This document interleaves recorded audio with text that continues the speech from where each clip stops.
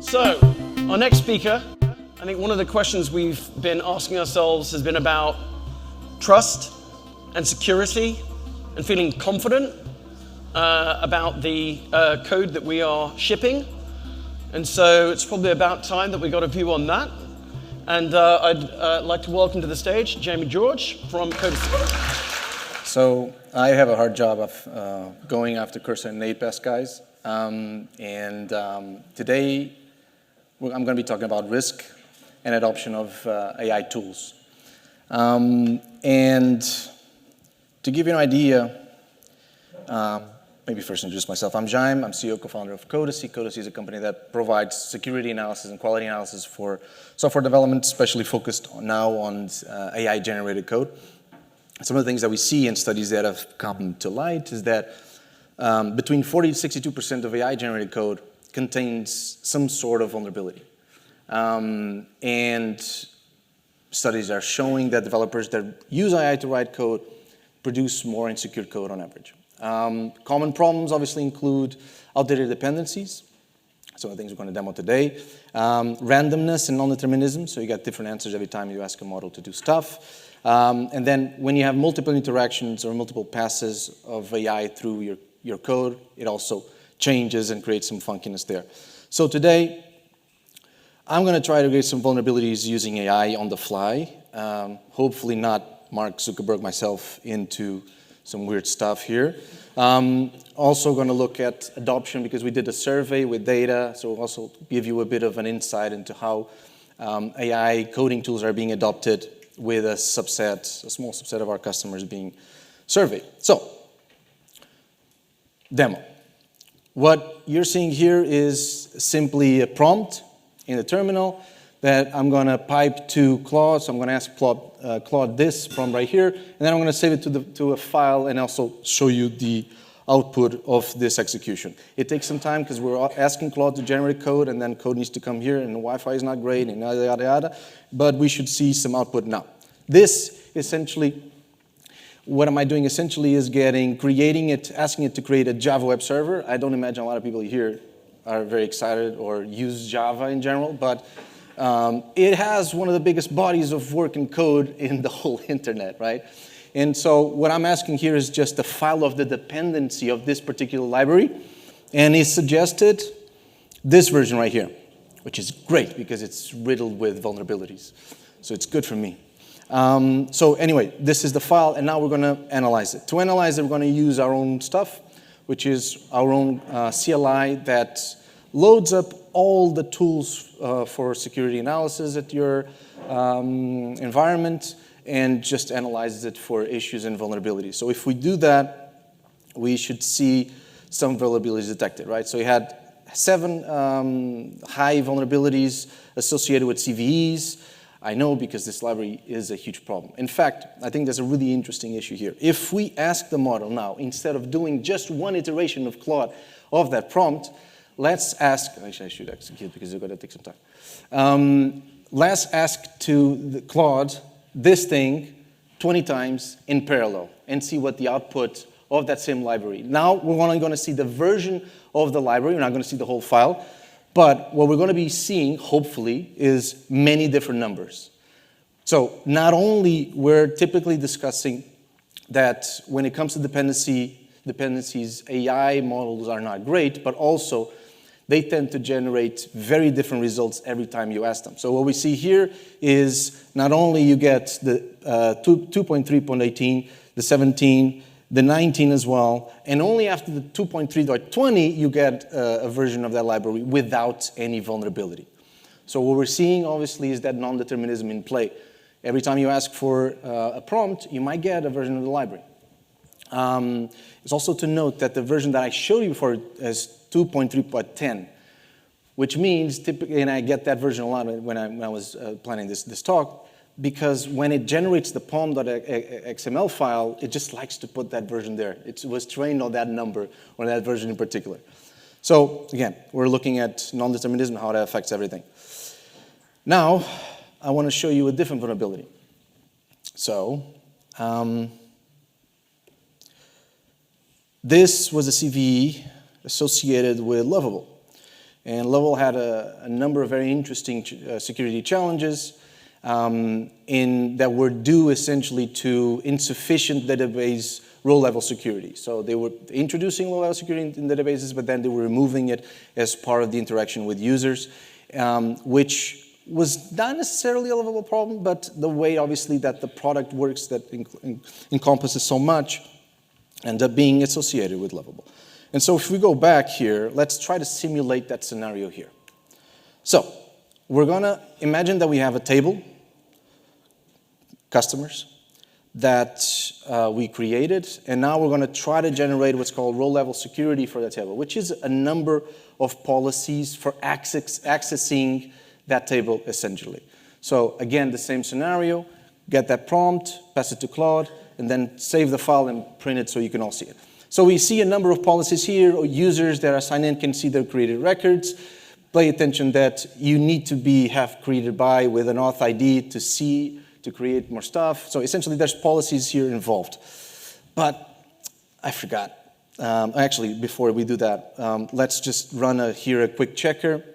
There's a number of mediums or warnings. These are not really that relevant, but we just want to see that the row-level security is activated for that particular table. So if we look now, imagine that I forgot. Actually, I need to show my users aggregated stats on my customers. I want to get, for example, a total count of customers for a page, right? And which was actually pretty common to do then, to ask to changes or to just show aggregated stats. Typically, you create maybe a different table that has different permissions. But in this particular case, I am baiting Claude to do the wrong thing, which is I want to show aggregated stats to visitors on the page. Please change this SQL code to be able to show stats to visitors. Stats are calculated on the front end, not a field. So let's see what it does. I'm going to, again, calling Claude with this prompt and saving to a different file. And eventually, it's going to create a number of changes to SQL, and one of them is here. So essentially, it's going to give access to all visitors of my page, access to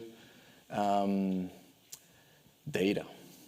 And so if we run again the same thing, yeah, now we have a high severity thing because I just changed the permissions in the policies of my table, right? And so what I'm exemplifying here is that because there's no long-term memory in many of these agents that we have, every single iteration is a new one. And so they have short-term memory and say, well, if the user wants to do that, let's do it. But they don't have the log of context of the requests that I've done to Claude.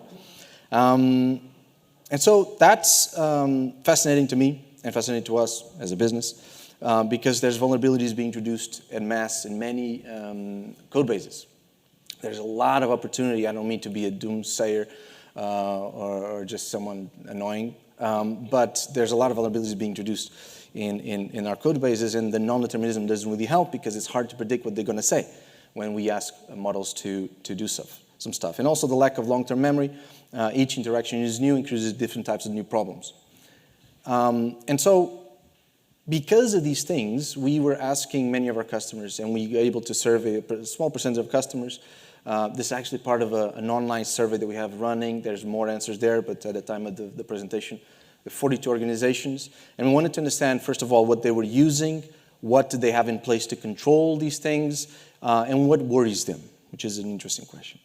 In terms of adoption levels, or how are they using AI coding tools, we asked if there's widespread adoption, moderate, limited, or just getting started. And 71%, almost 72%, already are using AI coding tools. So not surprising, but what we're seeing is that the market is using AI coding tools at scale. Tools like Cursor, like Windsurf, like VS Code with agent mode, and so forth. Many people are coding with ChatGPT, which it is a thing, and GitHub Copilot, for the most part even. And the top pain points that these users are saying, or kind of reflecting, is balancing productivity with security. So they're worried about security, but productivity is a must. And obviously, other things such as training, which is hugely important, accountability of AI code, who's actually accountable for the bugs that AI introduces, and so forth. What they're doing in terms of controls, I hope to not bother you too much with these stats, but I find them engaging and interesting. What they're doing today, manual code reviews, which is a good thing, because you want to have now, especially now, humans reviewing code and putting their seal of approval in pull requests, and automated security scanning, which is a nice thing. Biggest challenge with secure AI development process, and the number one reason here, without going too much into every other reason, is very interesting, which is developers over-trusting AI suggestions.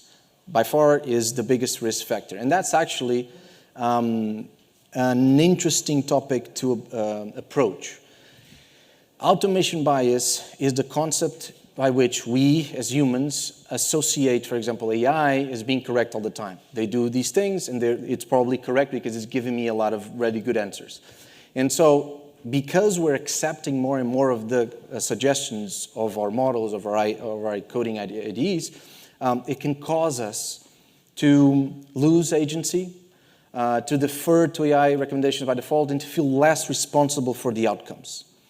And this is real, especially for the ones that are coding with AI. You know that you're clicking accept all the time, right? And so I think that's the world is changing a bit. And the way that to demonstrate this, we were talking to a guy called Ray Porter, and in his book he was sharing a radiology study in which radiologists were looking at X-rays, just simple, and ones with false AI labels. And for the ones that were just doing their job, they had 80% accuracy. But when they had bad AI labels saying, this is right, they were believing the AI labels, and their accuracy went to 20, 30%. And so people believe what AI essentially are telling them. And the more accurate an AI system becomes, the harder it is to spot where the problem is. So yeah, this is a big issue, and the smaller the company, the larger the issue.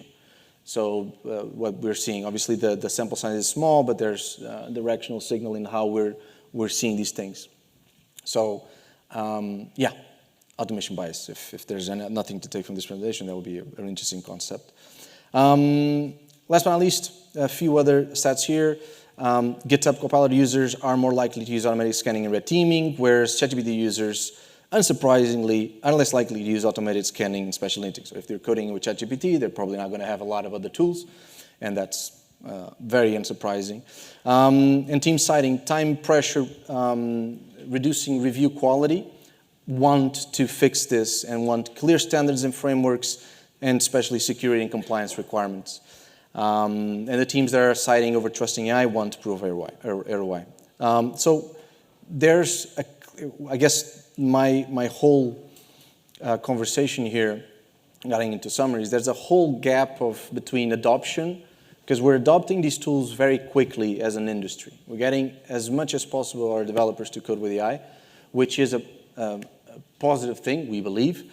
But the controls and the governance piece, the way that we got to control what the output of using, not only the ROI of using, but the quality and the security of using these tools, it doesn't seem to be growing as fast. And so there's a lagging effect to the outcome of the impact of this effect, essentially. So yeah, just a few stats, not showing this again, but that's pretty much it. Happy to answer any questions. I'm Jaime. If you want to talk to me about security, quality, governance, let me know.